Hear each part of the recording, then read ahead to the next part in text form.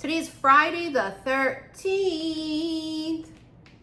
Such a lucky, auspicious day, right? Especially if you're a witch. For us witches, this is Brucey's time to shine, okay? Tomorrow is Valentine's. And if you're single, enjoy your Valentine's. I want to tell you guys something. I love being single on Valentine's. I've never felt so happy in my life. Okay, I used to be in relationships, and when Valentine's Day would come, I don't know, this is the big thing, is it used to be such a reminder for me on that day specifically, the day of love, that I wasn't in love, that I didn't love the person that I was with. And so now that I'm single and I love me, I love my life, I'm happy as shit. You know, buy my own treats, you know what I mean? Have a Valentine's Day gathering or whatever, you know? And treat your fucking self. I'm using the wrong deck. I wanted to go straight tarot, but we're going Crimson Secrets. Speaking of which, I did 2 readings. I did Aries today, Scorpio yesterday, but the reading is more of a video of if you're dealing with an Aries man or a Scorpio man.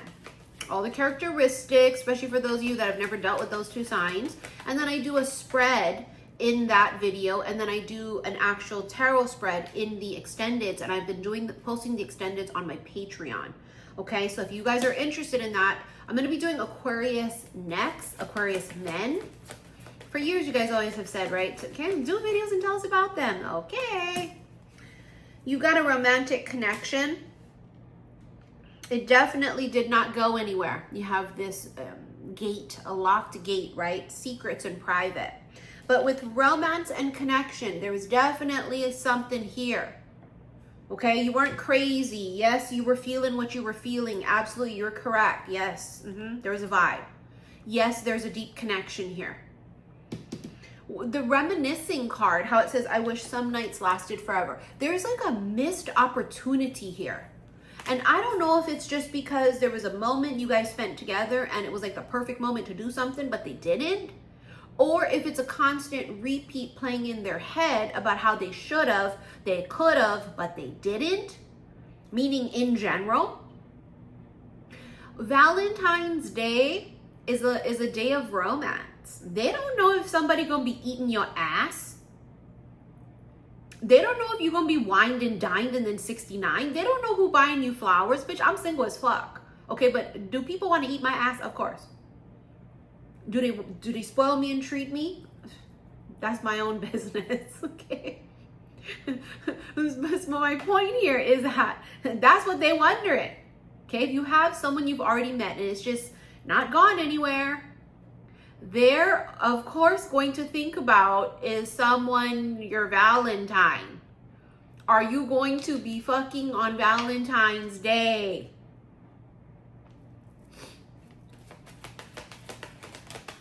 A love offer.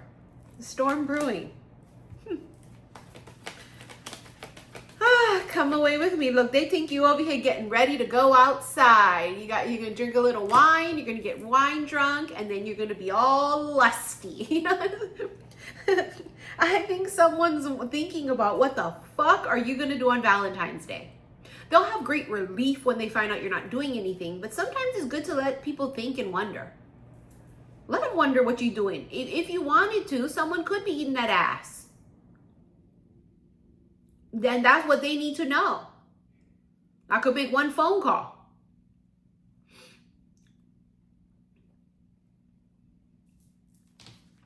Come away with me in the night. It's just kind of almost not giving a fuck. You're just living your best life and not giving a fuck. It's like making them stew, making them mad. Which is good, because then there's motivation. You've got affection and temptation. Yeah, they're very, very tempted. Because they feel something. They're very tempted to reach out in a romantic way. You've got obsession. I mean, listen, honey. Absolutely. Of course they're obsessed. They're obsessively, remember, reminiscing. They're obsessively thinking about something. So it keeps replaying in their head. I don't know what. a moment you shared. It could be. I don't know. But they're obsessively thinking about you as well. They can't get you out of their head. They are wondering, I'm telling you, they're wondering if you're going to be fucking on Valentine's. Is someone going to be showering you with affection? Just, wow. Let them know. If I wanted to, I would have someone eating my ass. Okay? But I'm not. But you don't go tell them that yet. I mean, if they question you, you may. I don't know. I mean, that might make them really jealous, just the thought of it, the idea of it. Because I know you ain't ugly. And I know that you're not chasing them.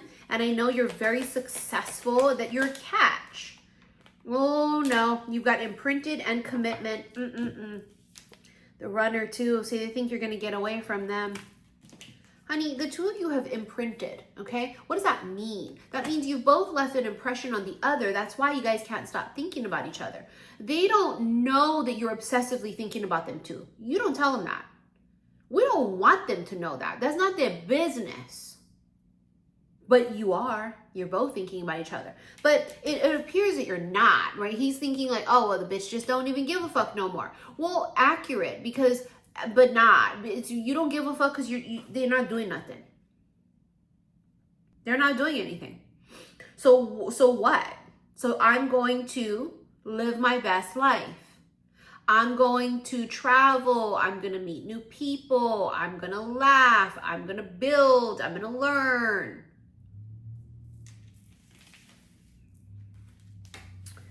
Oh boy. When I say oh boy, it's because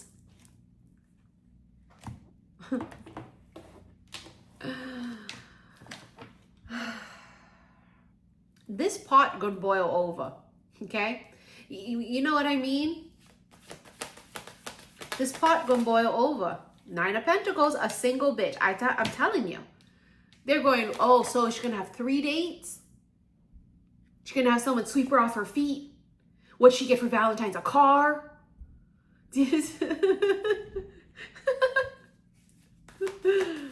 Oh, this is lovely. How the tables turn, you know? Because I'll tell you what, if I'm interested in a man and he in a shit relationship, I don't give a goddamn fuck. I'm happy and single and not settling. But if I'm interested in a man and he's with somebody else and it's a shit relationship, right? Like, the point is, I know they're going to be having shit sex if they have sex on Valentine's. I know that he's going to have to buy her flowers because he has to, not because he really wants to. And that's it. You know what I mean? Like, for me, I'm not threatened or bothered by it. I'm not jealous because it's like, you're in a shit relationship. Why would I be jealous of that? That's not the way they think about you. Even if the two of you are single. If they're single, that's the same thing you're thinking, right? Like, well, he could go out on a date with somebody. I don't give a goddamn. What's he going to go do? Go have sex with her? Good. Wonderful. So he can feel disgusted after? So he can think about me after? Good. Wonderful. Do it. I don't care. See, she's at the I don't care phase, and that's really dangerous. So they see you as someone single and available. Bitch, you got the Tower. Oh, Lord, when lightning strike. I mean, how long you gonna be single? It feels like a ticking time bomb where they just feel like something's about to happen. Some of you, this is a work connection. Got the 3 of Pentacles here, right? It could be platonic. It could be friendship. It's definitely not romantic. Didn't start that way. Knight of Swords, this communication. And the High Priestess, you don't see it coming. Okay, you don't see some kind of abrupt, out of the blue communication with them. They're trying to figure something out. You have the Ace of Cups too. See that soul connection. They have feelings for you. When I say they're trying to figure something out, they're trying to figure out how to talk to you. They ain't gonna, Happy Valentine's Day. They're not gonna do that. I'm almost 99.9% positive. They won't do that. They won't. They may ask, how you been? Because, you know, this is killing them. So they may ask after. They may. But they're gonna communicate. They're gonna say something. Remember now, the High Priestess is keeper of secrets. So it's like you're secretive. Not purposefully, but like they don't know what the fuck you're doing.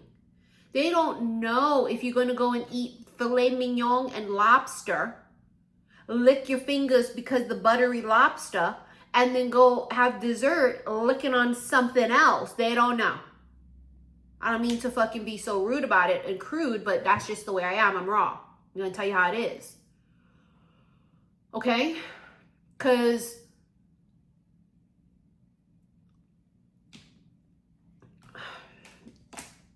they may have tried to hide it. Really, Valentine's is, I mean, the imagination, right? It's like, are you going to be wearing sexy lingerie, crotchless panties, edible panties? Oh my God, they're like freaking out. Someone's freaking out. Are you going to get a dozen roses? Are you going to get jewelry? Oh my God, are you going to get wine drunk or drink champagne? Oh my God, then she's not going to be thinking straight. Oh my God, then she might be susceptible. Oh my God, like we need moments like that for them to be a little bit worried or a lot worried. And I think that they're worried or at least nervous.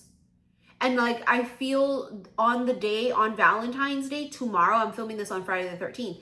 Tomorrow, they might be a little bit on edge. But then of course, if they're in a relationship, they're gonna have to fake the funk there.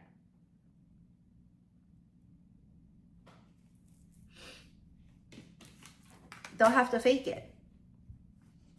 See, Ace of Swords, some kind of communication. They've definitely been holding back communication here, though. They've just been very tight-lipped. I don't think you've been communicating with this person. I don't think you have been. And I think that actually really does worry them because, well, why are they not communicating with me? Are they busy? Did they meet someone else? Got their mind thinking, tripping. Good, tables turn, you know what I mean? Good. Affairs, see? And independent, single is fun. See, I told you. See, I told you. Told you. I fucking told you. They're thinking, is someone gonna be eating that ass? Is she going to get dick down? Because you could. You're single and beautiful on the inside and out and very attractive as far as a je ne sais quoi, your vibe. Because many people want you. So it's like, it's not far-fetched that you would be swept up off your feet on Valentine's Day.